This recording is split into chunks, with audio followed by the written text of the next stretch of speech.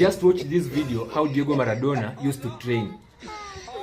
Jamaa wako igundua kajamaa anatumia madawa kwanza wakati. Yaani kajamaa kana train hivi. Hii ndio vile ana train sasa. Yaani unasema kutrain kote, unasema ball work, foot work, yaani ile kukimbia hapa na pale, yaani kupiga zile rondo. Sasa Maradona alikuwa ana train hivi. Akitoka hapa anakula watu vienga, anachenga watu, anazungusha wanaume, anapeleka wanaume shopping, anabeba mpaka World Cup. Mnataka kusema jamaa wako gundua kwamba jamaa anatumia madawa za kulevya kitambo.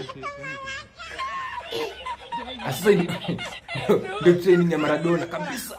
Wewe ukipiga pale push up, ukifanya nini, ukiingia gym, ukifanya kila kitu, ukijirusha rusha. Sasa Maradona yeye alikuwa train hivi. Anakimbia hivi kama mwendazimu. Anajirusha rusha, unafikia ni anataka kuwa dancer wa Shakira.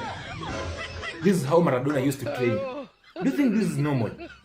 Kama wewe ni mchezaji, unaweza train tu hivi, alafu ukaingia katika game na ukashinda. Unatoa pigasi jamii. Jamaa anaruka sasa kama watu ambao wajua Odede. Wale wajaluo wanajua Odede. Sasa jamaa anaruka kama Odede.